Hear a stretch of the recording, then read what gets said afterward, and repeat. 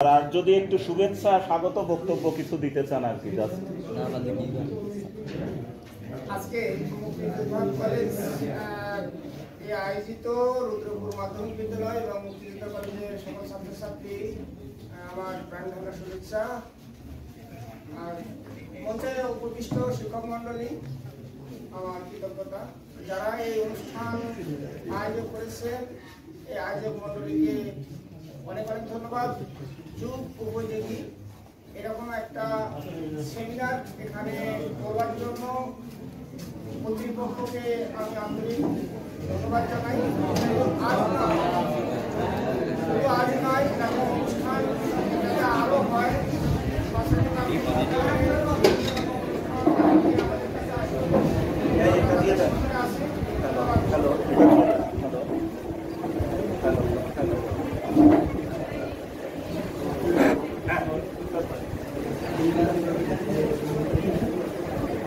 আচ্ছা, আমরা এবার ধন্যবাদ স্যারকে, আমরাও আসলে কৃতজ্ঞতা প্রকাশ করছি। এরকম তারা তাদের নিজেদের মতো করে উপস্থাপন করবে।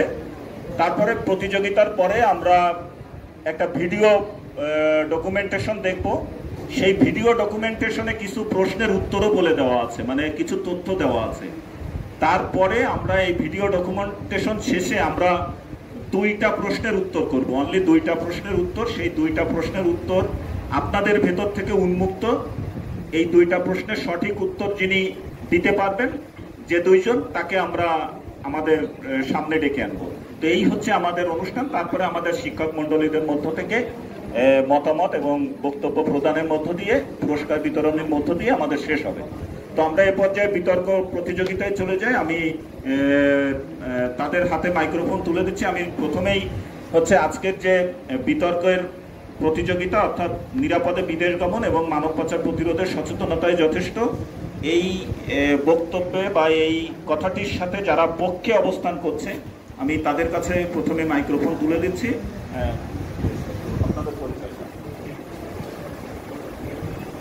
আমার নাম আবু বকর সিদ্দিক। আমি মুক্তিযোদ্ধা কলেজের দ্বাদশ শ্রেণীর একজন ছাত্র।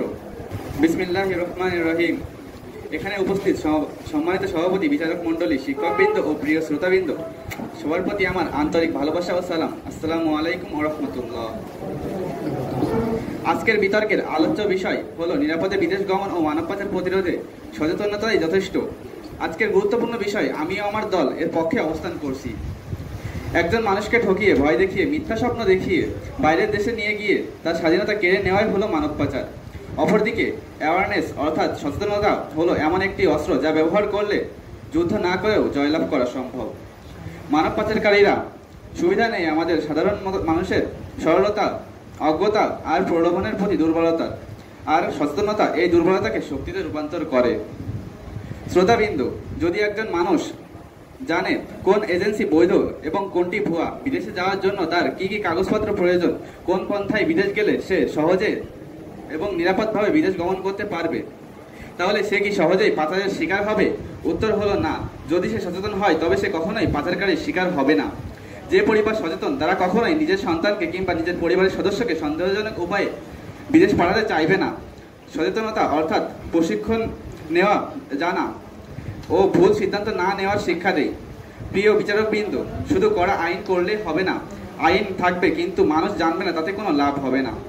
সচেতনতা থাকলে মানুষ তার নিজের নিরাপত্তা নিজেই নিশ্চিত করতে পারবে। সচেতনতা মানে অন্ধকার নয়, আলোর পথে চলা। এখন মোবাইলের মাধ্যমেই জানা যায় কিভাবে আবেদন করতে হবে, কিভাবে অভিযোগ করতে হবে, কিভাবে পাসপোর্ট তৈরি করতে হবে। মাননীয় স্পিকার, কিছু বাস্তব উদাহরণ সম্পর্কে জানা যাক। বিআরএসি সেফ মাইগ্রেশন প্রজেক্ট 2018 সাল থেকে 2022 সাল পর্যন্ত 3 লাখেরও বেশি মানুষকে পাচার থেকে রক্ষা করেছে।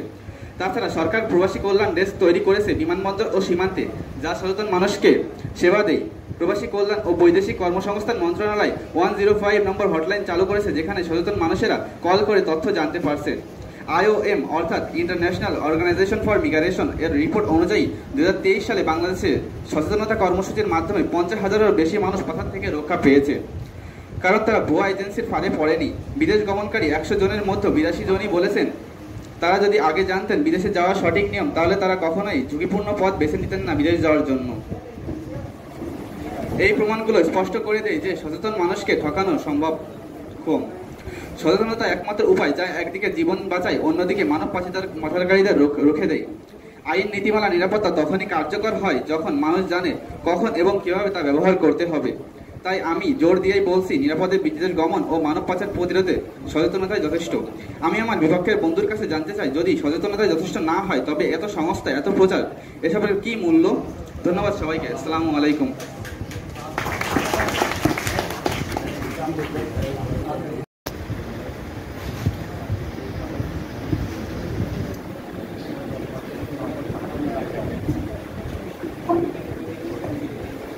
আচ্ছা, আমরা হচ্ছে পক্ষে দলনেতা তাই তো? আচ্ছা, একজন। আমরা এবার একটু বিপক্ষে যারা অবস্থান করছে আমরা তাদের কাছে যাই, যুক্তি খণ্ডন আর কি। তো কে বলবে প্রথমে? আমি তাবাসসুম ইসলাম, মুক্তিযোদ্ধা কলেজের একজন শিক্ষার্থী। কে কখন পাচার হচ্ছে নেই কোনো শুদ্ধাতার, দালাল ধরা পড়ে আর বের হয়, বিচার হয় কজনার। সম্মানিত সভাপতি, বিচারক মণ্ডলী, শ্রোতাবৃন্দ, আপনাদের সকলকে জানাই আন্তরিক সালাম ও শুভেচ্ছা। আজকের অনুষ্ঠানের বিষয়বস্তু নিরাপদে বিদেশ গমন ও নারী পাচার প্রতিরোধে সচেতনতাই যথেষ্ট। আমি এর বিপক্ষে কথা বলতে দাঁড়িয়েছি। শুধু সচেতনতাই যথেষ্ট নয়, সচেতনতার পাশাপাশি চাই কঠোর আইন, কার্যকর ব্যবস্থাপনা ও বাস্তবিক পদক্ষেপ। মাননীয় স্পিকার, একটা কথা প্রচলিত আছে, ক্ষুধার রাজ্যে পৃথিবী গদ্যময়, পূর্ণিমার চাঁদ যেন ঝলসানো রুটি। মানুষ নিজের পেট বাঁচাবে নাকি সচেতন হবে? যারা বিদেশ গমন করছে ও নারী পাচারের শিকার হচ্ছে তাদের পরিবারে রয়েছে অর্থনৈতিক অভাব, দরিদ্রতা, বেকারত্ব ও শিক্ষার অভাব। আবার সরকার বা রাষ্ট্রেরও কিছু ত্রুটি থেকে যায়, যেমন কঠোর আইন প্রয়োগ, রাষ্ট্রীয় সুরক্ষার অভাব, প্রশাসনিক সততা ও জবাবদিহিতা, সীমান্ত নিরাপত্তা, প্রযুক্তির অপব্যবহার ও প্রতারণা। সচেতনতা গরিবের কাছে বিলাসিতা মাত্র, প্রথমে তাকে বাঁচতে হবে, খেতে হবে। তাই আমি এই প্রস্তাবের বিপক্ষে জোরালোভাবে বলছি, শুধুমাত্র সচেতনতাই যথেষ্ট নয়, সরকার বা সমাজের কার্যকর ব্যবস্থা ছাড়া এই পরিবর্তন অসম্ভব। অনেক জায়গায় এখনো সচেতনতামূলক কার্যক্রম পৌঁছায়নি, তাই আমরা শহরে বসে সচেতনতার কথা বলি। শুধু গ্রামের অঞ্চলের লোকজন তারা জানে না কিভাবে সচেতন হতে হয়, কারণ তাদের শিক্ষার অভাব রয়েছে। আমার বিপক্ষ সহপাঠীর কাছে প্রশ্ন থাকবে, সচেতনতায় যদি না পৌঁছায় তাহলে সেটা যথেষ্ট কিভাবে হতে পারে? মাননীয় স্পিকার, তাই আমি বলতে চাই, নারী পাচার ও বিদেশ গমনে শুধুমাত্র সচেতনতাই যথেষ্ট নয়, আরও পদক্ষেপ জরুরি। ধন্যবাদ সবাইকে।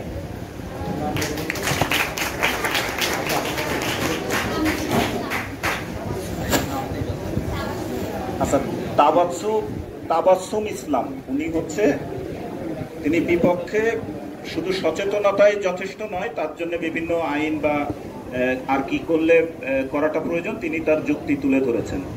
আমরা কি স্যার এবার পরবর্তী এই গ্রুপে চলে যাব? আপনার পরিচয় দিয়ে। আসসালামু আলাইকুম, আমার নাম মোহাম্মদ ইব্রাহিম হোসেন ফাহিম। আমি মুক্তিযোদ্ধা কলেজের দ্বাদশ শ্রেণীর একজন ছাত্র। উপস্থিত সম্মানিত সভাপতি, বিচারমণ্ডলী, শিক্ষক শিক্ষিকাবৃন্দ এবং শ্রোতামণ্ডলী, আসসালামু আলাইকুম। আমি আজ যে বিষয়ের পক্ষে অবস্থান করছি সেটি হলো নিরাপদে বিদেশ গমন ও মানব পাচার প্রতিরোধে সচেতনতাই যথেষ্ট। একটি সচেতন মস্তিষ্ক হাজারো প্রতিরোধক ব্যবস্থার চেয়ে কার্যকর, কারণ সচেতন একজন মানুষকে নিজের সিদ্ধান্ত নিজে নিতে শেখায় এবং প্রতারণার হাত থেকে নিজেকে রক্ষা করতে সক্ষম করে। শুধু আইন দিয়ে নয়, বরং সচেতনতা দিয়ে মানুষ নিজেকে রক্ষা করতে পারবে, মানব পাচার শিকার হওয়া থেকে নিজেকে রক্ষা করতে পারবে। বিদেশে পা রাখার আগে যদি একজন মানুষ তার অধিকার, নিয়ম ও প্রতারণার কৌশল সম্পর্কে জানে, তাহলে মানব পাচারের পথ বন্ধ হয়ে যায়। সতর্কতা ও সচেতনতা শুধু প্রতিরোধ না, এটি একটি প্রবাসী নিরাপদ ভবিষ্যতের রূপরেখা। মানব পাচারকারীরা দুর্বলতাকে পুঁজি করে, কিন্তু একজন সচেতন মানুষ তাদের জন্য সবচেয়ে বড় বাধা। সচেতন কোনো বিকল্প নেই, এটি নিরাপদ বিদেশ যাত্রার প্রথম ও সর্বাধিক প্রয়োজনীয় পদক্ষেপ। কারণ সঠিক সিদ্ধান্ত তখন আসে যখন মানুষ জানতে পারে কোথায় ফাঁদ এবং কোথায় সুযোগ। একটি বাংলা প্রবাদ বাক্য আছে, ভাবিয়া করিয়া কাজ করিয়া ভাবিও না। এটি আমাদের শিক্ষা দেয় কোনো কাজ করার আগে ভালোভাবে চিন্তা করা উচিত, কারণ কাজ করে ফেলার পরে যদি ভুল বোঝা যায় তখন কিছু করার থাকে না। 2006 থেকে 2012 সাল পর্যন্ত 12,324 জন বাংলাদেশি মানব পাচারের শিকার হয়েছেন, যাদের মধ্যে এখনো 2,614 জন মহিলা শিশু নিখোঁজ রয়েছেন। এর মধ্যে 9,710 জন উদ্ধার করা হয়েছে। প্রতি বছর আনুমানিক 5,000 জন বাংলাদেশি নারী ও শিশু ভারতের উদ্দেশ্যে পাচারিত হচ্ছেন, বিশেষ করে পশ্চিমবঙ্গ ও পূর্ব ভারতীয় অঞ্চলে। সরকারি অনুমান অনুযায়ী প্রতি বছর 15,000 জনের বেশি নারী ও শিশু স্লেমোজিং এর মাধ্যমে প্রচারিত হচ্ছেন। যখন মানুষ সচেতন হয় তখন প্রতারণার সুযোগ কমে যায়। সচেতন মানব পাচারের প্রথম অস্ত্র নিরাপদ ভ্রমণ কোনো কাকতালীয় ঘটনা নয়। প্রলোভনের ফাঁদে পা না দিতে চায় সচেতনতার চোখ, কারণ একজনের সচেতন মানুষই সহজে প্রতারণা শিকার হতে পারে না। বাংলায় কিছু প্রবাদ বাক্য আছে, যেমন আগে দর্শনধারী পরে গুণবিচারী। সবকিছু বাহ্যিকভাবে না দেখে সচেতনভাবে বিশ্লেষণ করা উচিত। চোরে শোনে না ধর্মের কাহিনী। মানব পাচারকারীরা ভালো মন্দ বোঝে না, তাই আমাদের সচেতন থাকতে হবে। আমি এই বিতর্ক প্রতিযোগিতায় আমাদের বিপক্ষ দলের কিছু প্রশ্নের সম্মুখীন করতে চাই। যদি জনগণ সচেতন না হয় তবে আইন বা কড়াকড়ি কিভাবে ব্যক্তিগত সিদ্ধান্ত হবে? একজন শ্রমিক বিদেশ যেতে চায়, সে যদি জানে না কোনটা বৈধ আর কোনটা অবৈধ, আপনারা কিভাবে তাকে রক্ষা করবেন? সরকারের আইন বা পদক্ষেপ কার্যকর হয় তখন যখন জনগণ জানে। সে সচেতন না হয়ে আইন জানবে কিভাবে? সচেতনতাকে বাদ দিয়ে কেবল আইন দিয়ে 18 কোটি মানুষের অভিভাবক নিরাপত্তা করা কি সম্ভব? ধন্যবাদ সবাইকে।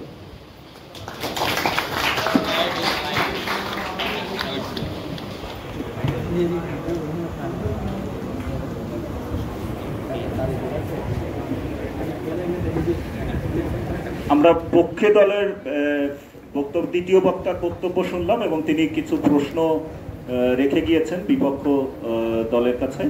তো আমরা এবার বিপক্ষ দলে চলে যাচ্ছি। আপনি একটু আপনার। আমার নাম কানিস ফাতেমা লিজা।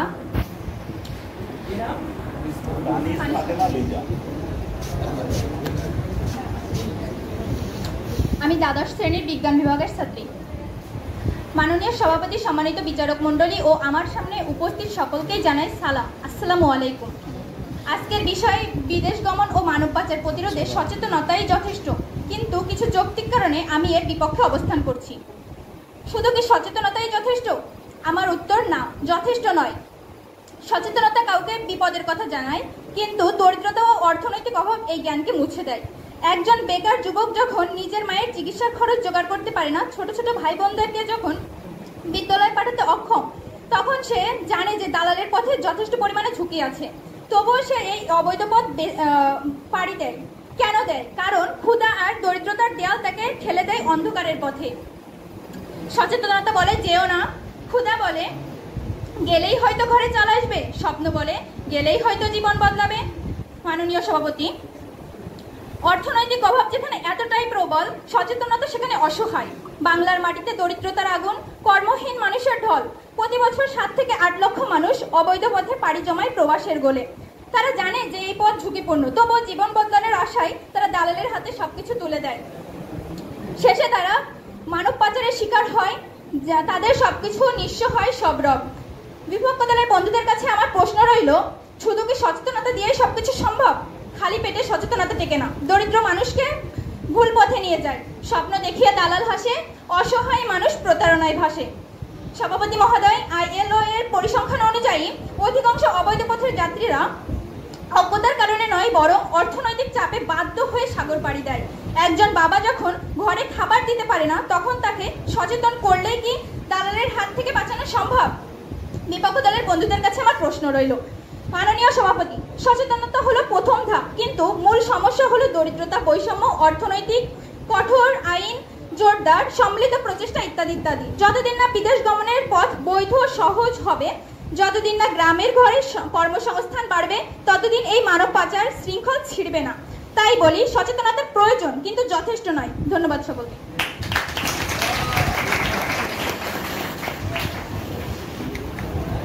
আচ্ছা, আমরা হচ্ছে বিপক্ষের যিনি আমাদের রয়েছেন দ্বিতীয় উপস্থাপক, তার মুখে আমরা খুবই গুরুত্বপূর্ণভাবে তার উপস্থাপনা আমরা উপভোগ করলাম এবং তিনি কিছু যুক্তিও ওখানে তুলে ধরেছেন। তো আমরা ধারাবাহিকভাবে এবার পক্ষ দলে যিনি তৃতীয় ব্যক্তি আছেন, তিনি উপস্থাপন করবেন তার যুক্তি।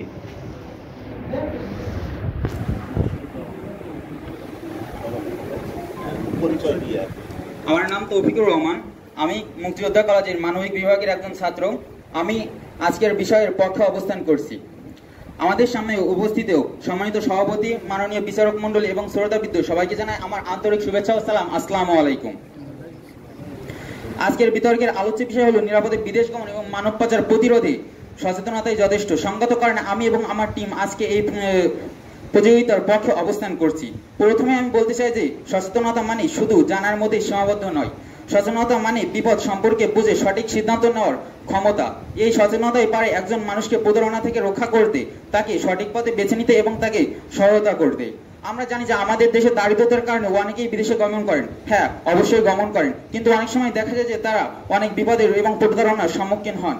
কিন্তু তারা কেন হন? কারণ তারা সচেতন নয়। যদি তারা সচেতন হতেন তাহলে কখনোই তারা না খোঁজ খবর নিয়ে, সে দালাল সম্পর্কে না জেনে এবং সে কোন পথে নিয়ে যাচ্ছে এটা খোঁজ না নিয়ে কখনোই তিনি যেতেন না, আর তাহলেই তিনি এই প্রতারণার শিকার হতেন না। আর মানব পাচারে আরেকটি বড় অস্ত্র হচ্ছে মিথ্যা আশ্বাস ও মিথ্যা প্রবঞ্চনা। যেমন বিদেশে বিনা খরচে পাঠানো এবং ভালো কাজ দেওয়া এবং লাখ টাকার উপরে বেতন দেওয়া। আর যে মানুষ সচেতন সে অবশ্যই বুঝতে পারবে যে এটা একটি ধোঁকা। কখনো বিনা টাকায় কখনো বিদেশে মানুষ পাঠানো হয় না এবং ভালো বেতন এবং চাকরি দেওয়া হয় না। আর সচেতনতা মানুষকে প্রশ্ন করতে শেখায়। বিদেশে যাওয়ার আগে মানুষ যদি সচেতন হয়ে প্রশ্ন করে, তাহলে তদন্ত করবে, প্রমাণ খুঁজবে, তাহলে একজন সচেতন মানুষ কখনোই ঠকবে না এবং তাকে কোনো দালাল কোনো ফাঁদে ফেলাতে পারবে না। আবার অনেকেই বলে, যেমন আমাদের বিপক্ষ দলের বন্ধু বলেছেন যে আইন কার্যকর করতে হবে। হ্যাঁ, আমি এতেই একমত, কিন্তু সরকারের আইন তো উপস্থিত আছে, কেন তারপরেও এত পাচার হচ্ছে? আইন তো প্রয়োগ আছে, আর এর মূল কারণ হচ্ছে মানুষের মধ্যে সচেতনতার অভাব। যদি সচেতন থাকতো তাহলে সে অবশ্যই আইন সম্পর্কে খোঁজ নিত এবং সে বিপদে কখনোই পড়তো না। আর যদি জনগণ সচেতন না হয় তাহলে এই আইন বা কড়াকড়ি ব্যবস্থার সিদ্ধান্ত নিয়ে কি হবে যদি সে সম্পর্কে নাই জানে? সরকারের আইন পক্ষে তখনই কার্যকর হবে যখন সে জানবে এবং বুঝবে এবং সচেতন হয়ে সেই পদক্ষেপ গ্রহণ করবে। সচেতনতা দিয়ে নাকি কেবল আইন দিয়ে এই 17 কোটি মানুষকে অভিবাসনের নিরাপত্তা নিশ্চিত করা সম্ভব হবে? আর তাই আমরা বলবো যে সচেতনতা ছাড়া আইনও কোনো কার্যকর ব্যবস্থা নিতে পারবে না।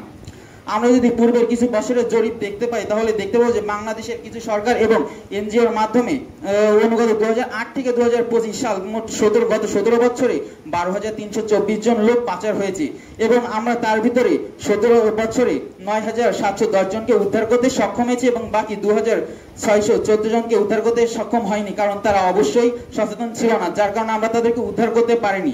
এটা হলো ইন্টারন্যাশনাল রিপোর্ট ও অনুমোদিত। এদেরকে যদি সমানভাবে ভাগ করা হয় তাহলে আমরা দেখবো যে এখন আমাদের দেশ থেকে প্রতি বছর 600 থেকে 700 জন বিদেশে পাচার হচ্ছেন এবং তাদের পরিচালনায় পড়ছেন। তাই বলবো যে মানুষ সচেতনতার কারণে এর শিকার হচ্ছে, অসচেতন হয়েছে বলে তারা শিকারিত হয়েছে। বর্তমান যুগ হলো একটি তথ্য প্রযুক্তির যুগ। একটি স্মার্টফোন দিয়ে আজকে বিশ্বের যে কোনো তথ্য জানা যায়।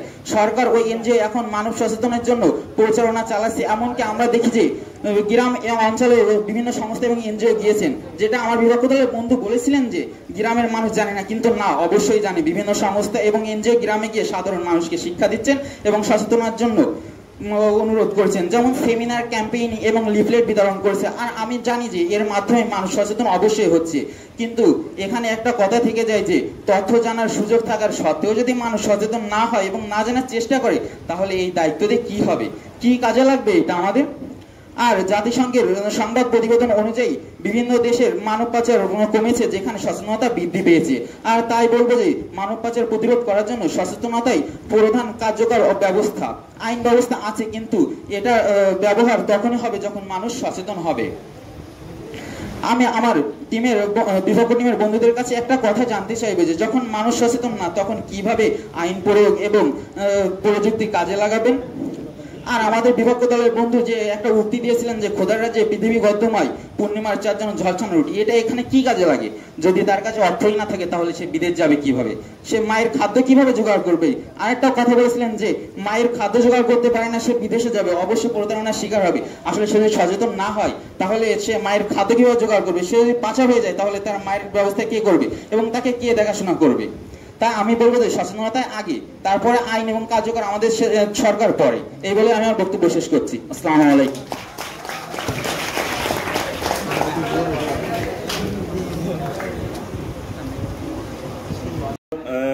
পক্ষ দলের যিনি দলনেতা আর কি, তার বক্তব্য আমরা নিলাম।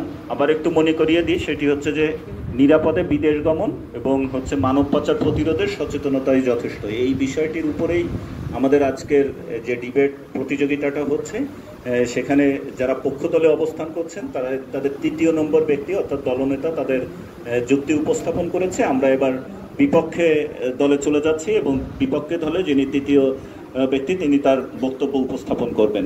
আপনি একটু আপনার পরিচয়। আমার নাম ফাহমিদা জান্নাত, আমি মুক্তিযোদ্ধা কলেজের দ্বাদশ শ্রেণীর মানবিক বিভাগের ছাত্রী। আজকে উপস্থিত আমার সভাপতি, বিজ্ঞ বিচারকবৃন্দ, আমার শিক্ষকবৃন্দ এবং সহপাঠী সবাইকে জানাই আমার তরফ থেকে আন্তরিক শুভেচ্ছা ও সালাম। আসসালামু আলাইকুম। আজকে আমাদের বিতর্কের বিষয় নিরাপদ অভিবাসন ও মানব পাচার রোধে সচেতনতায় যথেষ্ট। কিছু যুক্তিযুক্ত কারণে আমরা বিপক্ষ দলে অবস্থান করছি।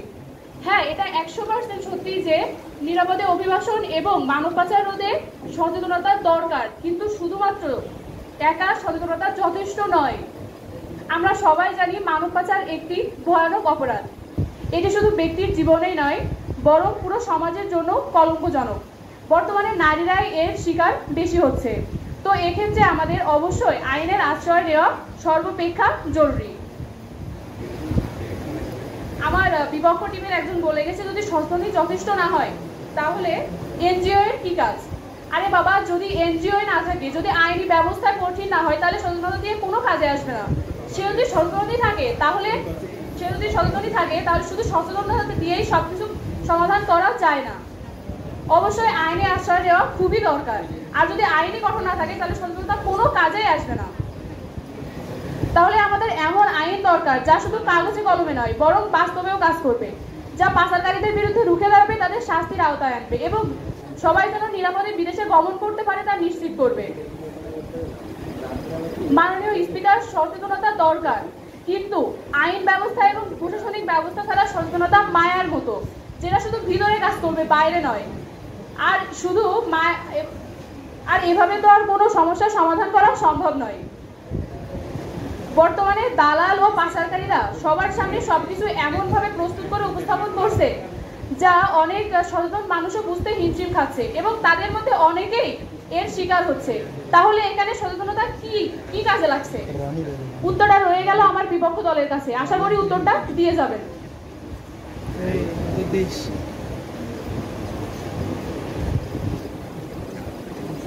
তাহলে এখানে কি আইন ছাড়া আদৌ এই সমস্যার সমাধান করা সম্ভব? না, কখনো না। আইন ছাড়া এটা কখনোই সমাধান করা সম্ভব না। যদি আমাদের আইনি গঠন না হয়, আমরা যতই সচেতন থাকি, আমরা কখনো নিরাপদে বিদেশ গমন করতে পারবো না এবং মানব পাচার রোধ করতে পারবো না। আমাদের দেশের অনেক মানুষই নিরক্ষর, যাদের কাছে এখনো প্রযুক্তিগত ধারণাই নেই, যারা এই বিষয়ে জানে না, তারা শুধু জানে তারা বাধ্য হয়ে, অনেকে দারিদ্রতার কারণে বাধ্য হয়ে দালালের পক্ষ নিচ্ছে। তারা সবকিছু জেনেও কেন দালালের পক্ষ নিচ্ছে? কারণ তাদের দারিদ্রতা এতটাই বেশি যে তারা কোনো দিকে ভাবতেই যাচ্ছে না। তারা শুধু এটাই চাচ্ছে যে তাদের দারিদ্রতাটা কমে আসুক। তাই আমি অবশেষে একটাই কথা বলবো যে সচেতনতা দরকার, কিন্তু একা সচেতনতাটা যথেষ্ট নয়। এর পাশাপাশি আইনি ব্যবস্থা এবং প্রশাসনিক ব্যবস্থাও দরকার। ধন্যবাদ।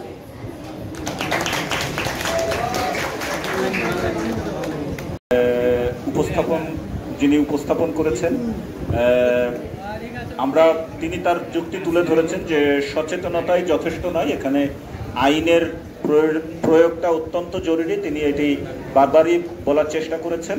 তো আমরা এবার পক্ষ দলের যিনি শেষ বক্তা, তাই তো, শেষ বক্তা তার বক্তব্য শুনবো আমরা। বিসমিল্লাহির রহমানির রহিম। আমার নাম তানভীর রহমান। আমি মুক্তিযোদ্ধা কলেজের দ্বাদশ শ্রেণীর একজন নিয়মিত ছাত্র এবং মানবিক বিভাগের।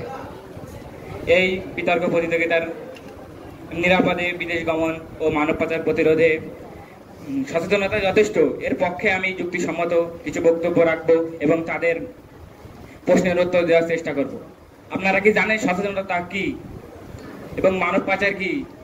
সচেতনতা হলো মানব বিকাশের সেই একমাত্র উত্তম পন্থা যেটার মাধ্যমে মানুষের ব্যক্তিত্ব বিকাশ ঘটে এবং মানব পাচারের বিরুদ্ধে আমাদের শক্তিশালী সংগঠন গড়ে তোলার জন্য আমাদের প্রথমেই প্রয়োজন সচেতনতা।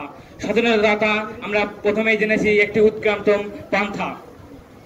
এর মাধ্যমে একটি জাতি, একটি গোষ্ঠী, একটি দেশ, একটি রাষ্ট্রকে সংশোধন করা সম্ভব। আর সচেতনতার মাধ্যমে দেশের দালাল গোষ্ঠীকে সাবধান করা সম্ভব, তাদেরকে আইনের মাধ্যমে কঠোরতম শাস্তি দেওয়া সম্ভব।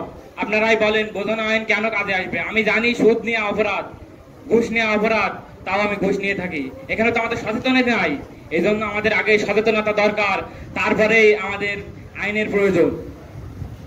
একটা কথাই বলতে চাই, সচেতনতাই শুরু, সচেতনতাই শেষ।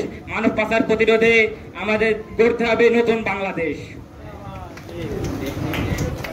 বাংলাদেশ একটি উন্নয়নশীল রাষ্ট্র, কিন্তু কিছু বছর আগে বাংলাদেশ কিন্তু অনুন্নত ছিল।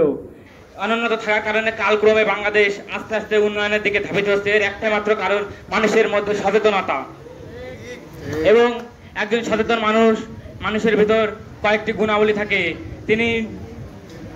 তিনি থাকেন আদর্শবান, নীতি নৈতিকতা আবেগ দিয়ে বিচার করেন না, তিনি বিবেক বুদ্ধি দিয়ে বিচার করেন। আপনারা যদি বলতে পারেন যখন দারিদ্র ঘরে আসবে আর সচেতনতা জানলা দিয়ে পালাবে, তাহলে আমি সে ঘরে জানলাই রাখবো না।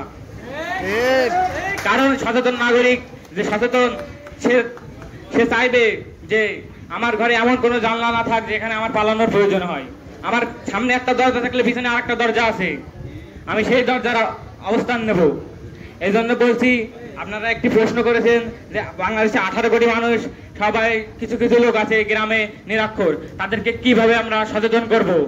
আমি একটা কথাই বলতে চাই, একবার হলো 10তলা বিল্ডিং হয় না, তিলে তিলে গড়তে হয়।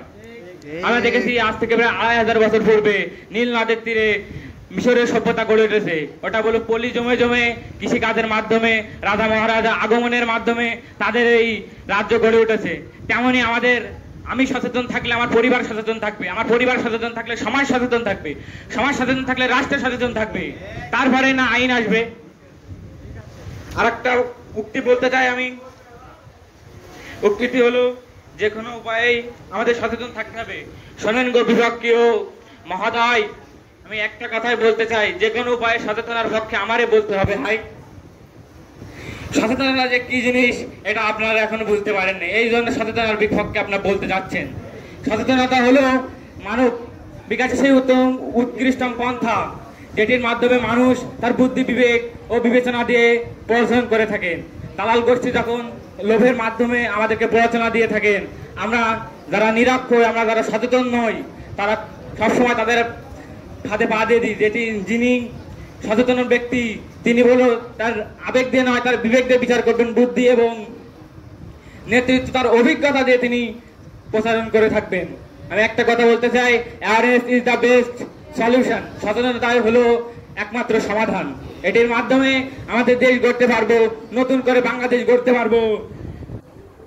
শেষে আমি একটা প্রশ্ন করতে চাই ওদেরকে, বলতে চাই যে সচেতনতাটা কি আপনারা একটু বুঝিয়ে দেন। সচেতনতা না থাকলে কিভাবে আপনারা দেশকে গড়তে পারবেন, কিভাবে আইন তৈরি করতে পারবেন? আমি একটা কথা বলতে চাই, বারবার বলে গেছেন আইন প্রশাসন, সরকার মানব পাচারের বিরুদ্ধে সচেতনতাই দরকার। এই বলে আমি আমার বক্তব্য শেষ করছি। আসসালামু আলাইকুম ওয়া রাহমাতুল্লাহ। যারা পক্ষ দলে অবস্থান করছিলেন, একেবারে শেষ বক্তা, তিনি বিভিন্ন ধরনের যুক্তি উপস্থাপন করেছেন সচেতনতার পক্ষে। আমরা এবার বিপক্ষ দলের যিনি শেষ বক্তা, আমরা তার কাছে চলে যাব। আমার নাম ফারজানা রহমান ইভা, আমি মুক্তিযোদ্ধা কলেজে দ্বাদশ শ্রেণীর মানবিক বিভাগের ছাত্রী। দালাল বলে লক্ষ টাকা সে মাসে করবে আয়, এমন সৌভাগ্যের সুযোগ বলো কজনে পাই।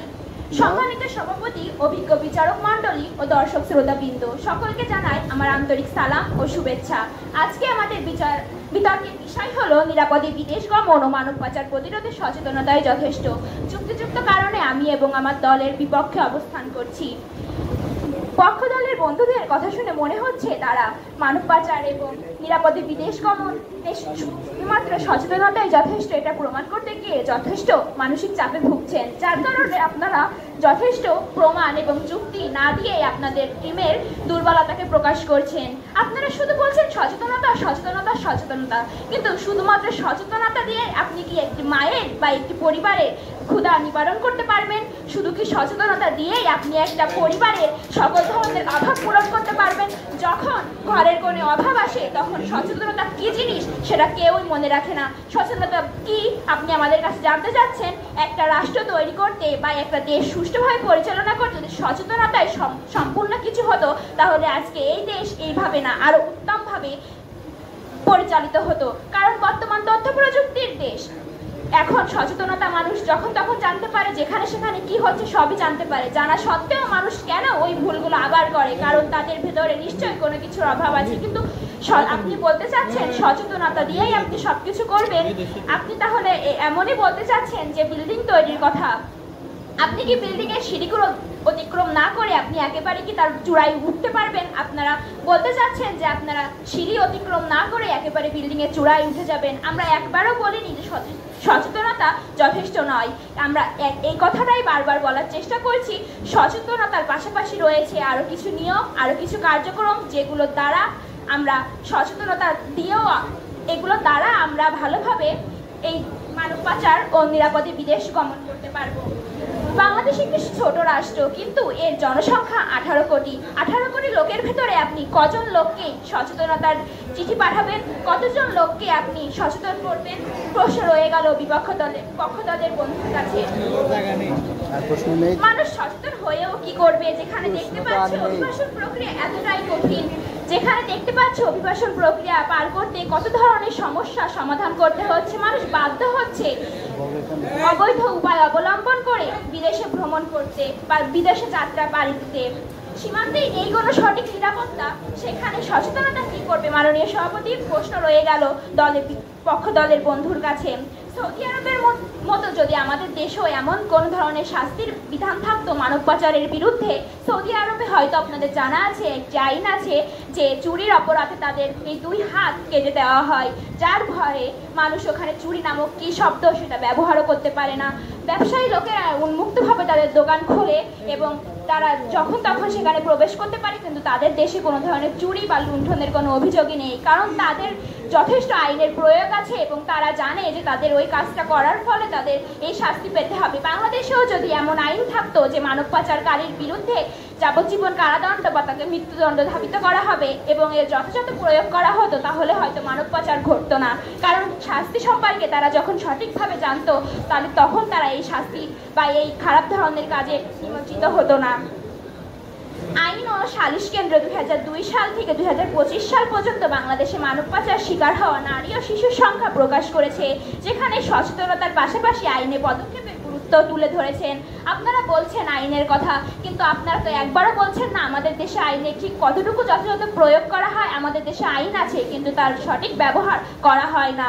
সচেতনতা আমরা আছি, কিন্তু আমাদের সচেতনতা দিয়ে আমাদের কোনো কিছু করা সম্ভব হচ্ছে না, কারণ আমাদের ভেতরে রয়েছে যথেষ্ট লোভ লালসা এবং রয়েছে বিভিন্ন ধরনের জ্ঞানের অভাব, যার কারণে সচেতনতা দিয়ে সব কিছু করা সম্ভব হচ্ছে না। মাননীয় সভাপতি, আপনি হয়তো দেখতে পারবেন যে গত জুলাইয়ে আমাদের কি একটি মর্মান্তিক ঘটনার সাক্ষী পুরো বাংলাদেশ হয়েছি। এখানে মানুষ সকলে মিলে যে বাচ্চারা আহত হয়েছে, যে বাচ্চাদের রক্ত প্রয়োজন, তাদের জন্য অকাতরে মানুষ ট্রাকে ট্রাকে বাসে বাসে করে আসছেন তাদের সহযোগিতা করার জন্য। এখানে রয়েছে সম্মিলিত প্রচেষ্টা, যার কারণে সুষ্ঠুভাবে সাবেকভাবে সকল কাজ করা সম্ভব হচ্ছে। যদি সম্মিলিত প্রচেষ্টা থাকে তাহলে আমরা সকল ধরনের কাজ মোকাবেলা করতে পারবো। আর আমি আবারও বলছি যে আমরা একবার এই কথা বলছি না যে সচেতনতা প্রয়োজন নেই, সচেতনতা প্রয়োজন আছে, কিন্তু শুধুমাত্র সচেতনতা যথেষ্ট নয়। সচেতনতার সাথে সাথে রয়েছে আরও অনেক ধরনের কাজ। আমাদের স্যার একটা কথা বলেন যে যখন তুমি পিঠা তৈরি করতে যাবা তখন তোমার শুধুমাত্র চালের গুঁড়া দিয়ে হবে না, তার সাথে রাখতে হবে তোমার অন্যান্য ধরনের সামগ্রী। আমাদের পক্ষ দলের বক্তারা চাচ্ছে শুধুমাত্র চালের গুঁড়াটা দিয়েই পিঠা তৈরি করতে, কিন্তু তারা জানেন না হয়তো চালের গুঁড়া দিয়ে পিঠা তৈরি করলে তার স্বাদটা কেমন হবে বা তার সেটা খেতে কেমন হবে, আদৌ সেটা খাওয়ার গ্রহণযোগ্যতা পাবে কিনা। এজন্য এই সব কিছু বলে আশা করি এই ধরনের প্রশ্নের উত্তর আপনারা দিয়ে যাবেন। আর আমার দ্বিতীয় বক্তা আপনাদেরকে দারিদ্রতা সম্পর্কে খুব ভালোভাবে বলেছেন এবং প্রশ্ন করেছেন, কিন্তু তার কোনো ধরনের উত্তর আপনারা দিয়ে যাননি। আশা করি উত্তরগুলো দিয়ে যাবেন। এই বলে আমি আমার বক্তব্য শেষ করছি। ধন্যবাদ সভাপতি, ধন্যবাদ বিচারক মণ্ডলী। পালা চলছে। তো এই আজকের যে বিষয়টি ছিল, এই বিষয়ের যারা বিপক্ষে অবস্থান করছিলেন তাদের যুক্তি উপস্থাপন করেছেন। আমরা এবার আজকের বিষয়ের যারা পক্ষে অবস্থান করছিলেন তাদের যুক্তি আমরা উপভোগ করব। আমি আমার বিপক্ষ দলের বন্ধুর কাছে একটা কথা জানতে চাই যে তিনি কি আমার পক্ষে বলে গেলেন কথা, নাকি তিনি তার পক্ষে বলে গেলেন? কারণ তিনি যে কথাগুলো বলে গেছেন সেটা তো আমরা যেটা বলেছি সেই কথাই তিনি বারবার রিপিট করে গিয়েছেন। তিনি যে বলেছেন যে ঘরে জানলা আমরা রাখবো না, এই কথাটা তিনি উত্তর দিয়েছেন, কিন্তু এখানে কথা থাকে যে আমরা বলেছি যে জানলাতে আমাদের পালাতে হয় সে জানলা আমরা রাখবো না। আমরা বলিনি যে আলো বাতাসের জন্য আমরা জানলা রাখবো না। আমরা বলেছি যে জানলাতে পালাতে হবে সে জানলার জন্য আমরা দরজা রাখবো, আমরা জানলা রাখবো না। আমরা ওখান থেকে সহজেই বেরিয়ে যেতে পারবো, আমরা জানলা ভেঙে বেরোবো না। উনি যে আরো বললেন যে সৌদি আরবে হাত কাটা হয়, কিন্তু এখানে একটা কথা রেখে যায় যে আমাদের বাংলাদেশ হলো মিশ্র আইন ব্যবস্থা চলে, কিন্তু সেখানে ইসলামী আইন ব্যবস্থা চলে। সেখানে যখন ইসলামী আইন ব্যবস্থা চলে সেখানে ইসলামী শরিয়াত মেনে সব কাজ করে, কিন্তু আমাদের দেশে কি সেটা আদৌ হয়? আমাদের দেশে অবশ্যই আইন আছে, আমাদের দেশ উন্নত হচ্ছে, হয়তোবা আমাদের দেশের আইন ততটা উন্নত নয়, কিন্তু আমরা সচেতন নই। তাহলে আমরা আইন প্রয়োগটা করবো কিভাবে, এটা আমি জানতে চাই আবারও আমার বিপক্ষ দলের বন্ধুর কাছে। তিনি যে বারবার বলছেন যে গাছের আগায় পানি দিচ্ছে, মানুষ যদি নিজের মন থেকে যদি বিচার না করতে পারে তাহলে এইসব প্রয়োগ করে কি বা হবে?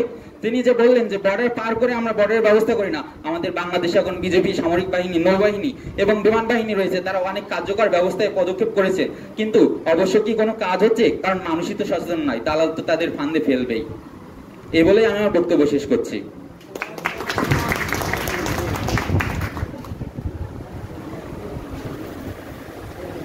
সভাপতি, শুরুতেই আমি পক্ষ দলের বন্ধুদেরকে অভিনন্দন জানাতে চাই, কারণ ইতিমধ্যে আপনারা প্রমাণ করে দিয়েছেন সুন্দর সুন্দর কথা বলে বিতর্কের মঞ্চে শ্রুতি মধুরতায় বৃদ্ধি করা যায়, কিন্তু অযৌক্তিকতাকে যৌক্তিক কারণে পরিণত করা যায় না। পক্ষ দলের বন্ধুরা আপনারা বলেছেন যে ঘরের জানলায় রাখবেন না। ঘরের জানলায় যদি আপনি না রাখেন তাহলে আপনার ঘরের ভেতরে সঠিকভাবে আলো বাতাস প্রবেশ করবে কিভাবে? আর যদি ভালোভাবে আলো বাতাস প্রবেশ না করে আপনি সুস্থ স্বাভাবিকভাবে বাঁচবেন কিভাবে? জানলা না রেখে শুধুমাত্র দরজা দিয়েই আপনি কাজ চালাতে চাচ্ছেন, যেমন শুধুমাত্র সচেতনতা দিয়েই আপনারা সকল ধরনের কাজ করতে চাচ্ছেন, কিন্তু এটা সম্পূর্ণ একটা অযৌক্তিক কথা। এছাড়াও আপনারা বলেছেন সুদ ও ঘুষ নেওয়ার কথা। সুদ ও ঘুষ নেয় কেন মানুষ? যখন একটা মানুষ বিপদে পড়ে, যখন তার অধিক টাকার দরকার হয়, তখন সে বাধ্য হয়, সে জানে টাকাটা নেওয়ার ফলে আমাকে অধিক টাকা তাকে দিতে হবে, কিন্তু তার কাছে কোনো উপায় থাকে না, কারণ তাকে তখন টাকাটা ম্যানেজ যেভাবেই হোক জোগাড় করতে হবে, এজন্য সে সুদ বা ঘুষ নিয়ে থাকে। আমাদের দেশে কে না জানে, আমাদের ধর্মে কে না জানে সুদ নেওয়া এবং দেওয়া দণ্ডনীয় অপরাধ, বা এটা আমাদের ধর্মে নিষিদ্ধ। তারপরেও কেন ইসলাম ধর্মের মানুষ বা অন্যান্য লোকেরা সুদ ঘুষ নিয়ে থাকে? তারা কি সচেতন না? তারা কি এ সম্পর্কে জানে না? সচেতনতা বলতে আপনারা বলছেন যে কি বুঝায়? সচেতন যদি নাই হতো তাহলে এ সম্পর্কে তারা জানতে পারতো না। আর যখন মানুষ জেনে শুনে এই কাজটা করে, তার মানে তারা নিশ্চয়ই সচেতন। আপনারা শুধুমাত্র সচেতনতা দিয়েই সবকিছু করতে পারবেন না। আপনারা গাছের গোড়ায় পানি না দিয়ে গাছের মাথায় পানি দিচ্ছেন, তাহলে কি গাছটা আদৌ বাঁচবে? প্রশ্ন রয়ে গেল আপনার কাছে। আইনের প্রয়োগের কথা আপনি বলছেন যে আইনের প্রয়োগ আছে, কিন্তু আইনের কি প্রয়োগ থাকলেও সেটা যথাযথ ব্যবহার কতটুকু আছে? প্রশ্ন রয়ে গেল আপনার কাছে।